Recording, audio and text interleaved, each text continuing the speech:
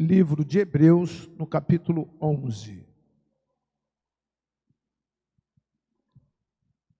Queria justificar por que nós separamos um tempo para falarmos sobre a troca do coração. Uma das mais difíceis áreas do ser humano é o coração. Alguns de nós não temos noção do que significa para Deus quando Deus fala assim: entrega o teu coração. Porque as nossas decisões, o nosso cérebro é tomado por razão e pela emoção. Mas gostaria de fazer uma pergunta para vocês. Quantos aqui fazem alguma escolha pela razão? Levante a mão. Pode ficar com a mão assim erguida, bem alto, por favor, para que o outro veja. Pela razão. Muito bem. Agora, pressuponho que os demais, então, que não levantaram as mãos, fazem pela emoção. Então, você que não levantou a mão na primeira opção, levante a mão na segunda opção, por favor. Certo? Não tem neutro, tá, queridos? O cérebro ou é razão ou é emoção, não tem neutro. Então, nós que levantamos as mãos, vamos dizer para os que tomam decisões com a razão assim: coitado. Vamos dizer? Vamos dizer? Coitado, vocês estão enganados. Vamos dizer isso para eles? Coitados, vocês estão... Agora eu vou explicar por quê. Porque nós somos 100% emoção. A razão é fruto da emoção. Há um equívoco cerebral químico acharmos que nós primeiro racionalizamos as coisas para depois nos emocionarmos com ela. Não, primeiro nós nos emocionamos. É tanto que a grande maioria dos marqueteiros de grandes empresas estão dizendo assim: queremos te vender uma experiência. Por quê? Primeiro, se tem a emoção. Depois da emoção, você pode ter autocontrole, usar a sua razão para tomar as suas decisões. Mas você é 100% emoção. Alguns mais, outros o quê? Menos.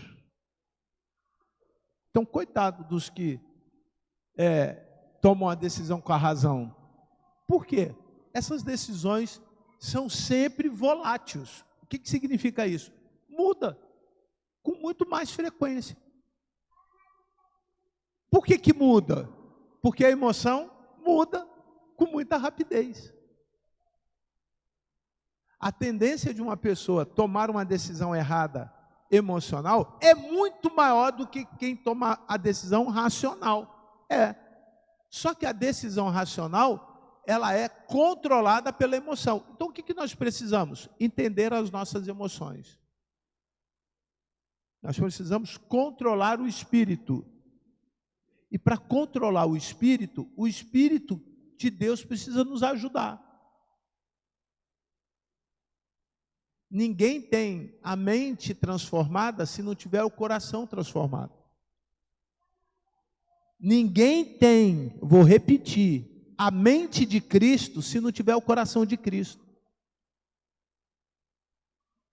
Ninguém faz conta 2 vezes 2 com a razão.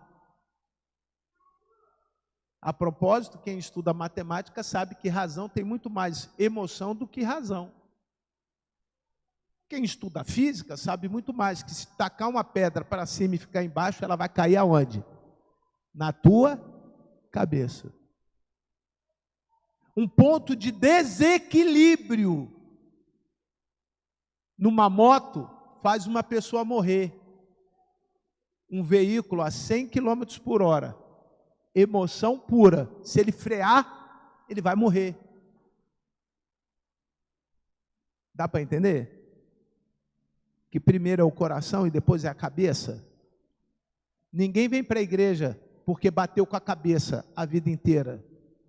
Vem para a igreja porque arrebentou o coração. Tem um livro chamado de Nibo, Fé e Razão.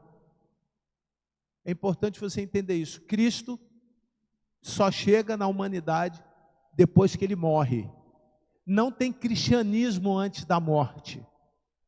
Me aponte no Velho Testamento o cristianismo. No Velho Testamento nós temos o judaísmo, o hebraísmo, mas nós não temos o cristianismo, porque cristianismo é emoção pura.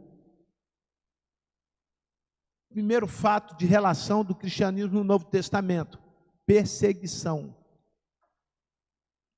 Segundo fato, para que a igreja se sinta feliz, tomada pelo Espírito Santo, havia uma alegria. Está lá em Atos capítulo 2, depois Atos 1:8, depois Atos 8:1, você vai começar a compreender que a igreja foi tomada de uma alegria que não era vista em lugar nenhum. Espírito Santo é emoção pura. Se você quiser racionalizar a ação do Espírito Santo, obrigado, irmão, muito obrigado. Se você quiser racionalizar a ação do Espírito Santo, você fala assim: não estou conseguindo entender porque eu estou praticando determinadas coisas. Mansidão, um homem sem o Espírito de Deus é manso? Não é manso. Até quem tem o Espírito de Deus às vezes não é manso. Ele é colérico, raivoso, sanguinário, mau. Um homem sem o Espírito de Deus pode ser bondoso? Pode exercer a bondade? Não. Isso é razão ou é emoção? Emoção pura. O Espírito Santo cai na igreja, derrama na igreja a emoção de Deus. A igreja perseguida é agora a igreja alegre. A igreja que sai para todo mundo. O que disse Jesus? Vai por todo mundo. Tem alguma lógica? Você sair da sua terra, da casa da tua parentela, abandonar tudo, em nome de um Deus que não sabe quem é, que apareceu só para alguns. Isso não tem lógica. Razão tem lógica. Lógica tem física, metafísica, está ligado a um princípio filosófico. Isso gera uma ética, aonde nós temos um comportamento estético. Olha, passei aí pelo fato de que você obviamente pode até não ter entendido, mas esse é o que eu quero que você pense. Por que eu não entendo? Porque não tem emoção.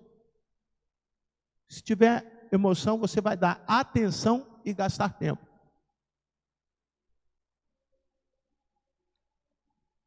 Tudo que você gosta, você dá tempo e dá atenção. Alguém come um prato de... Vou pensar alguma coisa bem gostosa. Por favor, me ajudem. Alguma coisa bem gostosa. Por favor, bem alto. Churrasco. Correndo?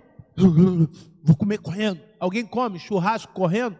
Ou é devagarinho? Pedacinho da picanha, chuleta, filé mignon, filé mignon com alho, cupim,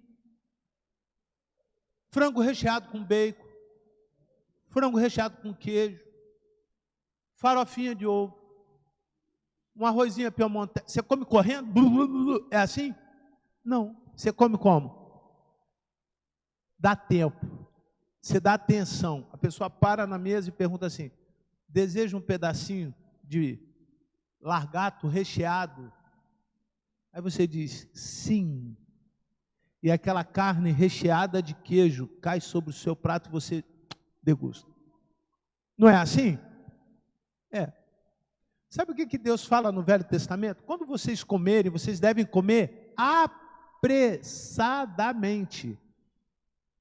Que coisa absurda. Não é isso que está no Velho Testamento? Não. Tem que dar atenção. Esse é o primeiro choque. O que nós temos como culto é tão pouco, e a atenção que nós damos no culto é tão mínima. Tudo tira, na verdade, a nossa atenção, que nós não conseguimos comer muita coisa de Deus. Só os apaixonados. Quando você está apaixonado, tudo é bonito, tudo é belo, tudo é bom, não tem nada feio, não tem nada chato. Mas quando você não está apaixonado, 1 minuto torna-se intolerante. Penso eu que nós precisamos nos apaixonar pelo Senhor. E o que é que pode estar tirando a nossa atenção e o tempo que deveríamos dar ao Senhor? Então eu separei em Hebreus capítulo 11, versículo 1, apenas 3 coisas que eu quero compartilhar com os irmãos. 3 coisas no meu ponto de vista. Você pode ampliar o seu ponto de vista. Agora é razão.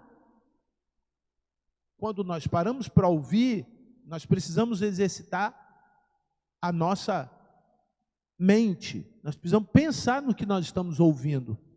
Primeiro, para entender se tem alguma razão. Segundo, para entender se eu devo ouvi-lo.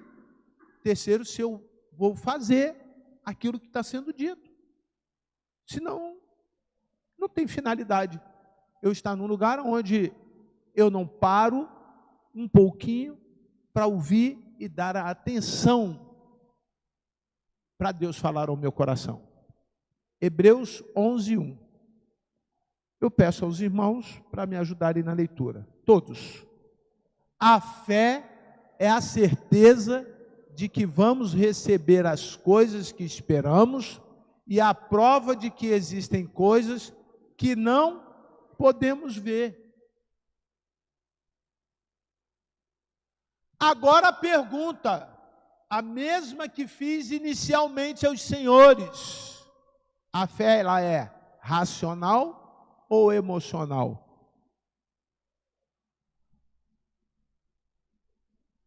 Quem respondeu racional, está certo. Quem respondeu emocional, também está certo. A fé é o primeiro elemento da nossa religiosidade. Sem fé, completem.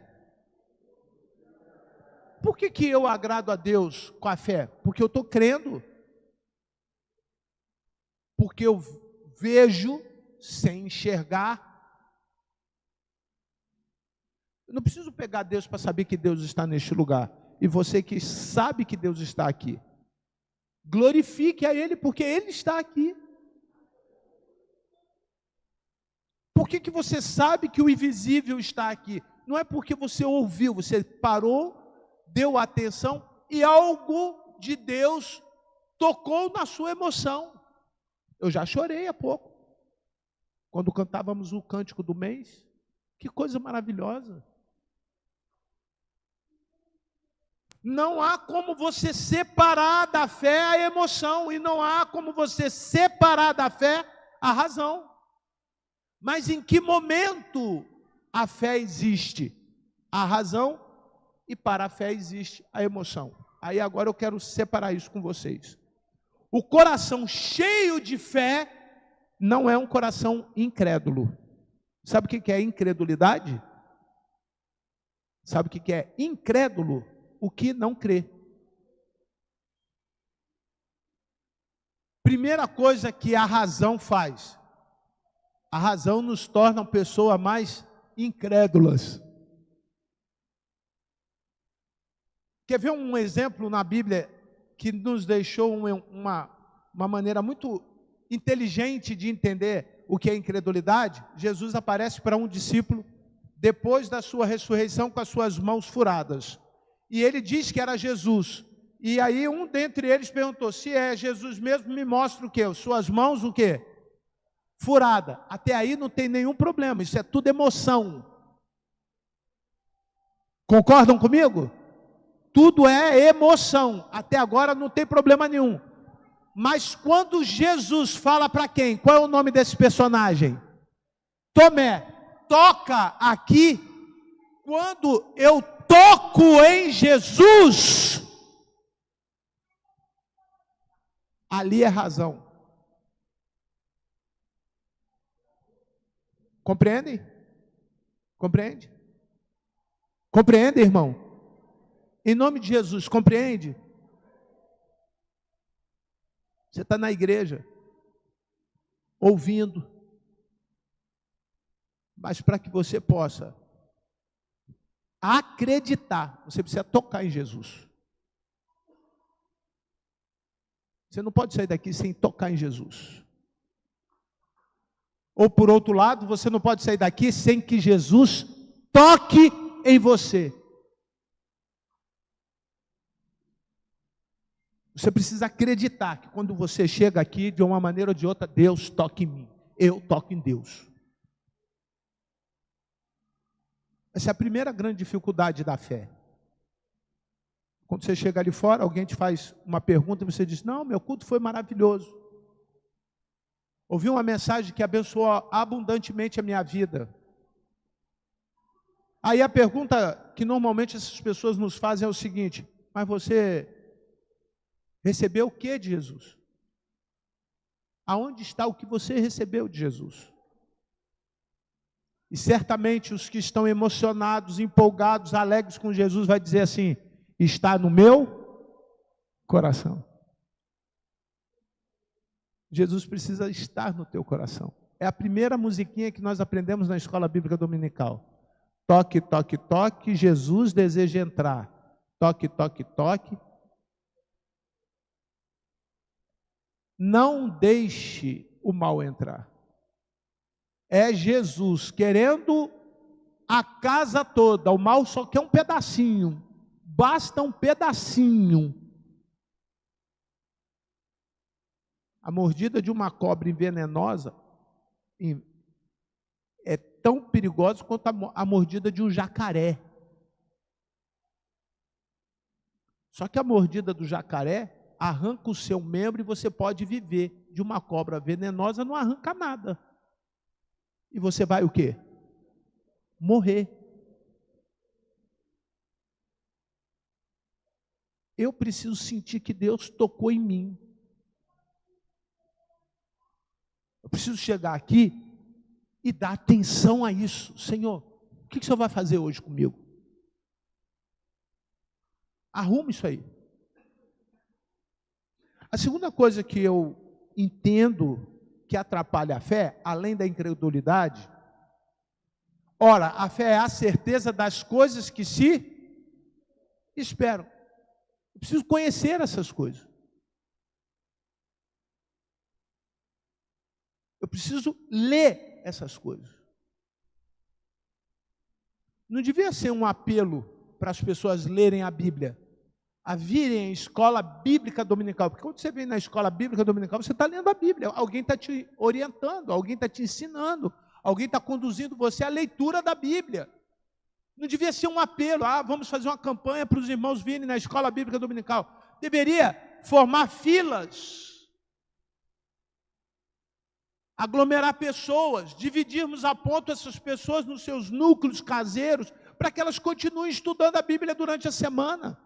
É raro. É raro ter alguém que tem compromisso diário com Jesus. É raro ver pessoas comprometidas em ler a Bíblia todos os dias. E tem gente que já se comprometeu e deixa no meio do caminho. Ontem, a ferramenta que o pastor Luiz Carlos disponibiliza para que você faça a sua devocional está encerrando o livro de Apocalipse. Quantos terminaram o livro de Apocalipse aqui? Não levante a mão, só pense. Olha que oportunidade que você perdeu de estudar de forma virtual a Bíblia. Você tem ferramenta na internet, a sua igreja tem cultos virtuais. Quantos frequentam? Garanto aos senhores, se perguntássemos ou se fizéssemos aqui uma pesquisa, quantos entraram na internet hoje e o que eles viram na internet? 10% buscaram um texto bíblico para ler pela internet. Tenho certeza. Mas você já sabe como, aonde, o tempo. Você já buscou várias outras informações. A falta de conhecimento da palavra de Deus faz com que o coração esfrie. E passemos a ser mais o quê? Racionais. Aí quando tem alguém cheio do Espírito, a gente não acredita. Quando o Espírito Santo quer dar um dom especial para alguém, a gente não acredita. Quando a gente precisa se colocar à disposição de Deus para Deus agir, a mente não deixa. As pessoas estão morrendo aqui. Elas estão morrendo aqui. Porque morrendo aqui, o que está ouvindo não chega aonde? No coração. Não tem, eu posso ter 1000 cestas para distribuir, eu não tenho para quem dar. Sabe por que eu não tenho para quem dar? Eu não ia ter quem ajudasse a distribuir. Posso ter 1000 empregos para ofertar aos senhores, eu não tenho para quem dar. Sabe por que eu não tenho para quem dar? Porque as pessoas que estão aqui não saberiam ofertar isso para as pessoas. Nós poderíamos ter todo o dinheiro do mundo e mandar 1000 missionários para o mundo. Sabe por que nós não enviaríamos 1000 missionários para o mundo? Porque missionário é apaixonado por Deus aqui. Não aqui. A maior crise institucional teológica do Brasil começa na igreja. Não é no seminário. E quem faz seminário? Eu não sei por que você faz seminário. Para conhecer. Faz uma segunda faculdade, que vai te dar melhor recurso dentro do seu trabalho. Fazer teologia para quê? Para entender Deus. Entender Deus é você sair do seu trabalho e dar testemunho desde a hora que você saiu à hora que você chegou. É experiência diária com Deus. Entender Deus é você ter um lugarzinho onde todo mundo sabe que ali é o teu lugar de oração. Quando você chega em casa, as pessoas falam assim: ele está orando, ele está adorando, ele está servindo ao Senhor, individualmente ao Senhor. É muito razão e pouca emoção. Esses dois fatores têm tirado a fé do coração das pessoas. A incredulidade e a falta do conhecimento da palavra de Deus. Consequentemente, o que diz a palavra de Deus? O meu povo perece porque desconhece o quê? A minha palavra. Está sofrendo. Não dorme, não come direito, engorda. Tem problemas que... Essa semana eu visitei uma pessoa no meu trabalho, num bairro chamado... vou lembrar o nome do bairro. Cheguei lá, a pessoa jovem, uma senhora jovem, com a mãozinha atrofiada e sem os dedos do pé. Eu identifiquei que fosse diabetes. Toda torta. Eu fui lá por um propósito. Cheguei lá, fiz outra coisa. Guardei o papelzinho, botei no bolso, falei assim: eu posso orar pela senhora? Ela falou: pode. E eu vi que a lágrima descia. Mas a casa estava cheia de gente precisando de Jesus. O nome do bairro é Barata, no Antares. Cheia de gente precisando de Jesus. Pessoas que vão à igreja, tá, queridos? Eu estou falando de uma pessoa que vai a uma igreja. Pessoa que tem pastor. Pessoa que sabe qual é o caminho, a verdade e a vida. Mas quando chega em casa, não tem Deus na sua vida. Os senhores acham que é diferente o que a gente vive? Pode ser que tenha agora, pela manhã, alguém na tua porta ou na frente da tua casa, nas mesmas condições. Precisando de Jesus. Pode ser que você esteja agora lembrando de alguém que você deixou em casa. Precisando de Jesus.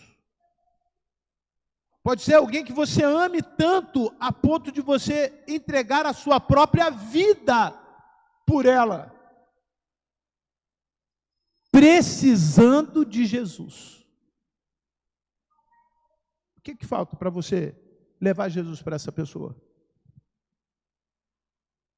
o teu coração. Falta o teu coração. Eu poderia esticar um pouquinho sobre isso, mas eu tenho outros 2 pontos que eu acho importantes. Quem está muito tempo na igreja, a instituição igreja, por ser uma instituição humana, ela magoou o coração das pessoas. Eu devo já ter magoado o coração de muita gente aqui, pela minha palavra, a minha posição, a minha postura. Algumas vezes as pessoas confundem autoridade com arrogância. Mas eu gostaria que a ovelha, agora como ovelha, me ouvisse. Se eu não me importasse com você, eu já não estaria aqui. Se eu ainda estou aqui, é porque eu ainda me importo com você. Pode não ser o tempo que você queira, o grau de dependência que você tenha de alguém, a necessidade que você possa ter, que você diga assim, mas o pastor não faz isso, não faz aquilo, não faz aquilo. Irmão, quem salva não é o pastor. Quem salva não é a igreja. Ainda que o médico te desse todo o remédio do mundo, se você deixá-lo sobre a cabeceira da sua cama e não tomar, você não vai ficar bom. E isso eu tenho consciência. Eu humanamente posso ter falhado, mas Deus não falha. Eu vou repetir para você isso. Eu humanamente posso ter deixado de dar a atenção que você precisa, mas Deus não deixa de te dar atenção. Eu humanamente posso ter deixado de dar o carinho, devido à grandeza da sua importância, eu falhei com você, mas Deus permaneceu fiel a você. Você precisa ser apaixonado por Ele, irmão. Você precisa ser apaixonado por Ele. Jesus sabia que Tomé não era apaixonado por Ele, mas permitiu que o tocasse. E quando Tomé toca Jesus, muda o coração de Tomé. Mudou o coração de Tomé. É isso que nós precisamos, tocar. Tocar em Deus, para que Deus mude o nosso coração. Então vamos ver 2 coisas agora que nós podemos fazer para tocar em Deus. Vamos ler o texto de novo, por favor. Ora, a fé é a certeza de coisas que se... Quais são as coisas que você espera? O meu coração precisa estar cheio de esperança. Eu preciso vir aqui cheio de esperança. Então eu separei o seguinte: eu preciso chegar aqui com sonhos. Quais são os seus sonhos? Quais são os sonhos na sua casa? O que você pensa que Deus poderia estar fazendo com você agora? Você já colocou isso escrito em alguma coisa? Aos que racionalizam a coisa. Olha, Senhor, eu preciso daqui a 5 anos disso. Eu preciso de 2 anos disso. Eu preciso de 1 ano isso. Mas eu preciso agora isso. Você saiu de casa querendo o que de Deus hoje? Me perdoe. Nós não temos outra coisa a não ser querer alguma coisa de Deus. Aqui. Que vieste fazer aqui? Tá bom. O que vieste fazer aqui? Eu vim adorar, eu vim cantar, eu vim servir na porta, eu vim nos instrumentos, eu vim fazer o quê?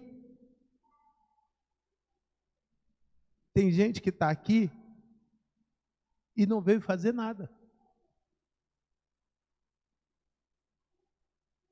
Não tem como acontecer alguma coisa naquele coração que não está disposto a receber alguma coisa de Deus. A segunda coisa que eu identifico para um coração cheio de esperança, além de sonhos, são projetos. O que adianta você sonhar e não botar isso aonde? Fase 1, definir o meu sonho. Fase 2, procurar pessoas que vão me ajudar a realizar o sonho. Fase 3, quanto que custa isso para mim? Fase 4, execução. Eu vou começar agora. Eu preciso começar alguma coisa agora. Pastor, quando eu acabar a faculdade, pastor, quando eu casar, pastor, quando eu aposentar. Queridos, eu ouvi estas 3 frases e muitas outras frases a vida inteira. Pastor, meu trabalho, tiro meu tempo, e quando eu estiver num outro trabalho, eu vou dar mais tempo para o Senhor. Pastor, eu estou doente, então quando eu fizer a minha cirurgia, eu vou dar mais tempo ao Senhor. Pastor, eu agora estou com um propósito. Isso é legal. Nada disso é mais importante. Nada disso. São desculpas. Você sabe que você tem capacidade de sabotar você mesmo, né? Nós temos a capacidade de dizer o que para o Senhor? Senhor, bom dia, Abby, querido. Bom dia, irmã Irani. Deus abençoe. Vou pedir os introdutores sempre que ajude a irmã Irani, tá? E o departamento infantil também. Obrigado, irmã Irani.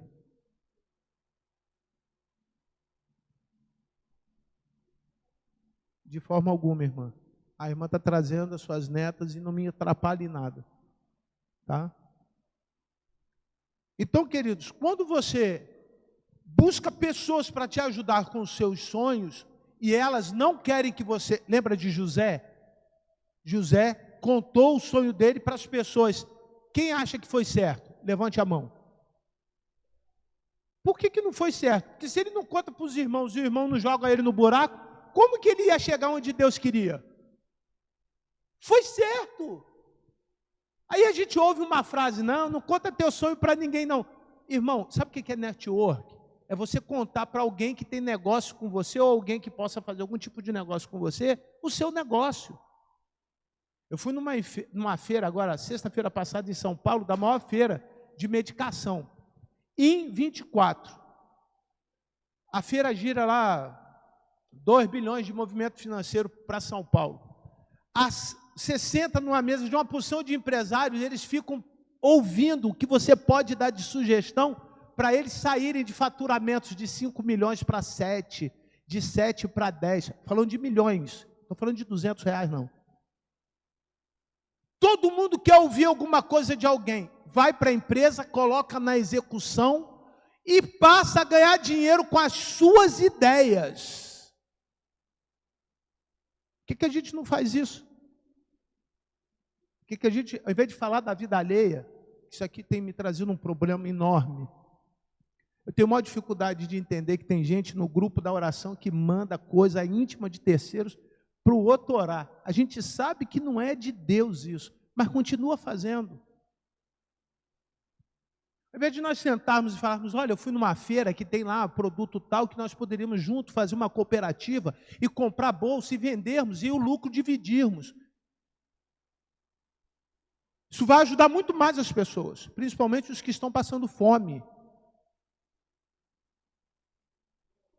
Eu tenho uma empresa que fatura R$500, mas eu quero faturar 1.000. Como que eu faço? Procura os empresários da sua igreja. Nós temos uma pessoa que trabalha com RH na igreja, que para mim é um dos melhores do Rio de Janeiro. É o irmão Nilton. Procure o irmão Nilton, o nosso tesoureiro. Me ajuda aqui, eu tenho um negócio. O que eu faço para melhorar minha vida física, financeira, minha saúde financeira? Coloque o seu sonho para alguém, para orar com você. Aí este lugar vai prosperar. Porque você prosperando, a tua igreja vai prosperar.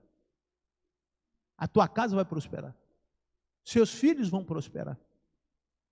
Você já contou para o seu filho quais são os seus sonhos da sua velhice? Já sentou com a sua família? Ó, nós não podemos fazer isso por essa razão, por essa razão, por essa razão. Vamos medir o que nós estamos gastando agora, porque daqui para frente é dificuldade, dificuldade, dificuldade. Vamos controlar isso agora, porque depois vai ter esse projeto, esse projeto. Nós queremos que Deus faça aquilo que é para que eu e você venhamos a fazer. E se queremos mudar, nós precisamos nos apaixonar por isso. Nós precisamos nos alegrar. A Michele mudou de endereço. Eu já sabia, antes de mudar, porque nós já estávamos orando. Quando ela chegou, eu falei, mudou, irmã? Ela, mudei. Muitos irmãos ajudaram. E eu fiquei tão feliz. Tão feliz, que ainda há cooperação entre as pessoas aqui. E se cooperarmos mais, mais pessoas ficarão o quê? Felizes. Se fizermos mais uns pelos outros, mais Deus vai fazer por nós. Se nós conseguirmos dar mais para as pessoas, qual é a forma de agradar a Deus? Senhor, qual é o maior mandamento? É jejum? É subir monte? Falar línguas? Ter dom, revelação? É isso? É isso? É amar a Deus sobre todas as coisas e ao próximo. Deus, emoção pura. Próximo, razão.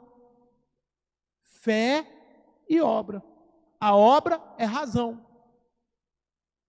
Quando colocamos em prática a nossa fé, a fé cresce. Quando não colocamos em prática, a fé morre. Compreende o que você pode fazer para mudar o coração? Gerar esperança. O mês está começando, irmão. Procura alguma coisa produtiva. Procure mudar alguma coisa. Não é pintar a tua casa, porque não adianta estar com a casa bonita por fora e por dentro teu coração está ruim. Não adianta você andar bonitinho, cheirosinho, o coração todo bagunçado. As pessoas veem. A radiografia da nossa alma são os nossos olhos. Tem pessoas que não conseguem encarar você, não conseguem olhar para você, tem vergonha. Muda isso, irmão, que Deus vai abençoar você. Terceira e última coisa, queridos. Um coração cheio de fé, um coração cheio de esperança. E aí vem a terceira e a última parte.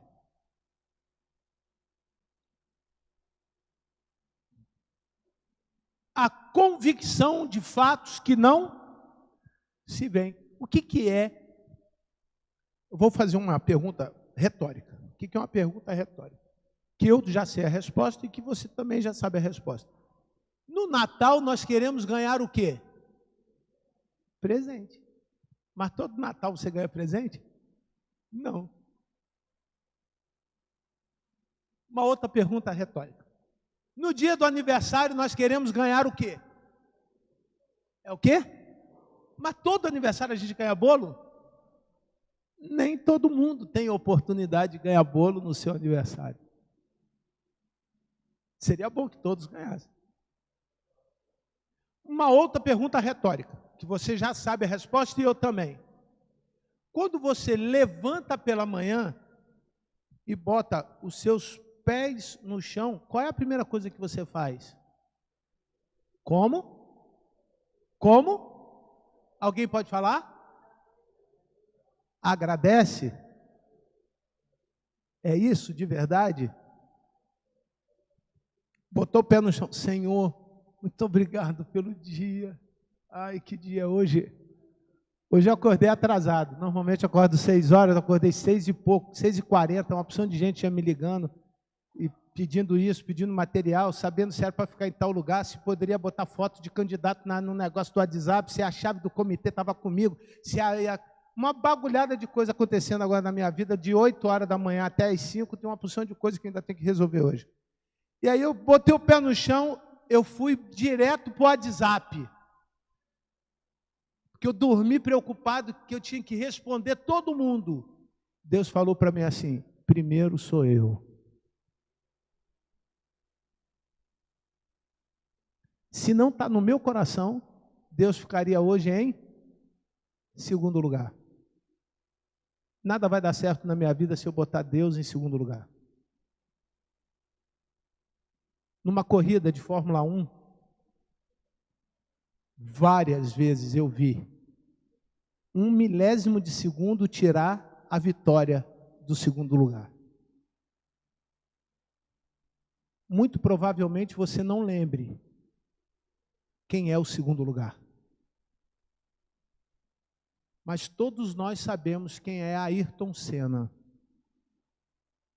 Porque por muitos anos nos deu alegria aos domingos pela manhã, sendo sempre o primeiro lugar.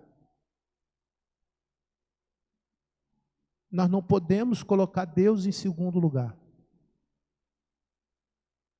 Quando colocamos Deus em segundo lugar, a tristeza toma conta do nosso coração. E se nos acostumarmos em colocar Deus em segundo lugar, chega uma hora a gente desiste de quem? De Deus. Não coloque Deus em segundo lugar. Aí eu separei duas coisas que podem estar fazendo você colocar Deus em segundo lugar. A tristeza de um passado mal resolvido. Todos nós temos um passado. Eu queria fazer uma pergunta para os irmãos, e essa não é retórica, porque eu sei que nem minha mãe sabe disso.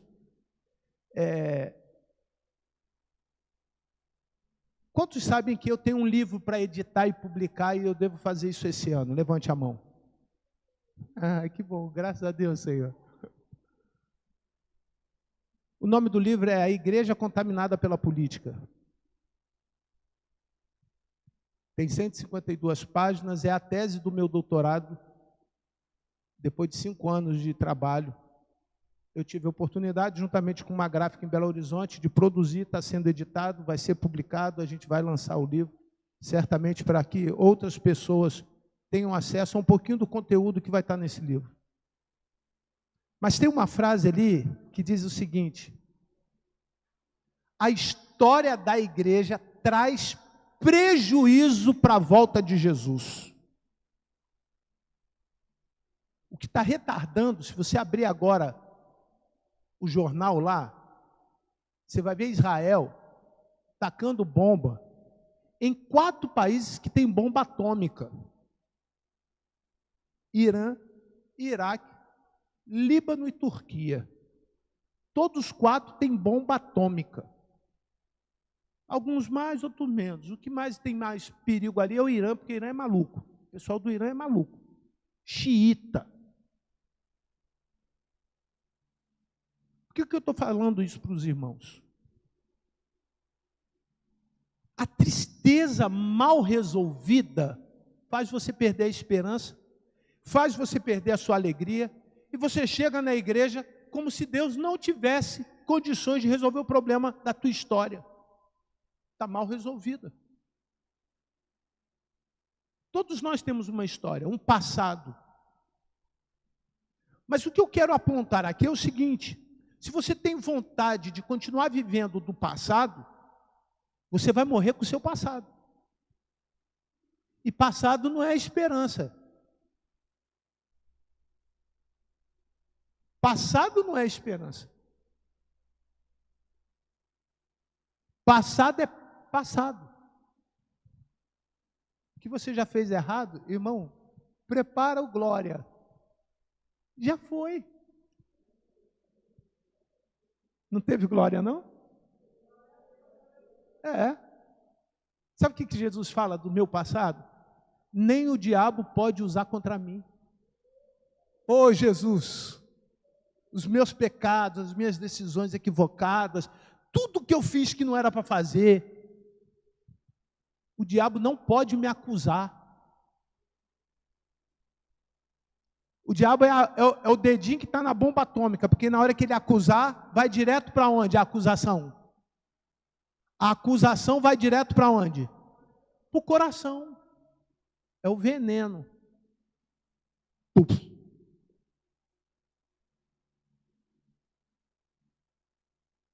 A reincidência do pecado, meu irmão, não significa você viver essa consequência que está sobre a tua vida a vida inteira. Você pode dizer para o Senhor: Senhor, ouvindo o que o meu pastor está dizendo e o tamanho do amor que o meu pastor tem por mim, eu quero agora que o Senhor cumpra a tua promessa no meu passado. Sabe qual é a promessa? Se confessar o Senhor os seus pecados, eu vou te perdoar. Ah, Senhor, obrigado pelo teu perdão. Aleluia. Aleluia. Uma igreja cheia de perdão. Quando você está cheio de perdão, quando um irmão te ofende, o que você faz?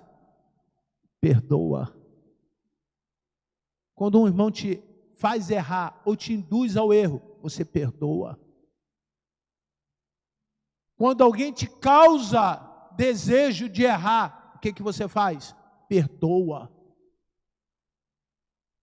Quando alguém tenta tirar a tua alegria, o que você faz? Perdoa. Tudo isso é o coração. Quando teu coração tem perdão, irmão, teu coração está 24 horas cheio de alegria do Senhor. Com certeza, existem irmãos aqui que estão dizendo: Senhor, eu agora estou ouvindo que eu preciso perdoar. Perdoar meu marido, perdoar meu filho, perdoar minha mãe, perdoar o meu pai, perdoar meu pastor, perdoar meu amigo, perdoar aquele que me traiu. Eu preciso perdoar. Eu queria agora que você assistisse um vídeo. Pedro, cadê o Pedro? Desliga então, Galego, a luz, só para passarmos o vídeo. E você vai ver o que Jesus fez para que você pudesse ter alegria. E que nessa manhã, esse mesmo Jesus, o Deus que eu sirvo e o Deus que você serve, possa te dar perdão. Irmã Cristiane, por favor. A minha é mais forte quando Jesus ressuscita. Volta um pouquinho e aumente. Aumenta a voz, que senão não vai dar para o povo ouvi-lo. Para mim é mais forte quando Jesus ressuscita. Porque eles colocaram uma pedra na entrada do sepulcro e colocaram os guardas. E então os guardas impediram os discípulos de entrar, mas não puderam impedir Jesus de sair. E quando Jesus entrou no sepulcro, ele entrou com as feridas abertas, mas quando saiu de lá com as feridas fechadas. E o mais engraçado, que quando ele saiu, ele não levou as roupas que ele entrou. Porque nem tudo que serviu na estação passada vai servir na estação presente. Uau. Porque toda vez que Deus te muda de lugar, ele muda a roupagem. Porque roupa de morto não cabe em quem tá vivo. Uau. Por que ele deixou a roupa dentro do sepulcro? Porque tudo que é relacionado ao seu passado é para ficar sepultado. Para mim é mais forte quando Jesus ressuscita. Porque eles colocaram uma pedra na entrada do sepulcro e colocaram os guardas. E então os guardas impediram os discípulos de entrar, mas não puderam impedir Jesus de sair. E quando Jesus entrou no sepulcro, ele entrou com as feridas abertas, mas quando saiu de lá com as feridas fechadas. E o mais engraçado, que quando ele saiu, ele não levou as roupas que ele entrou. Porque nem tudo que serviu na estação passada vai servir na estação presente. Uau. Porque toda vez que Deus te muda de lugar, ele muda a roupagem. Porque roupa de morto não cabe em quem tá vivo. Uau. Por que ele deixou a roupa dentro do sepulcro? Porque tudo que é relacionado ao seu passado é para ficar sepultado. Porque tudo que é relacionado ao teu passado é para ficar o quê? Sepultado.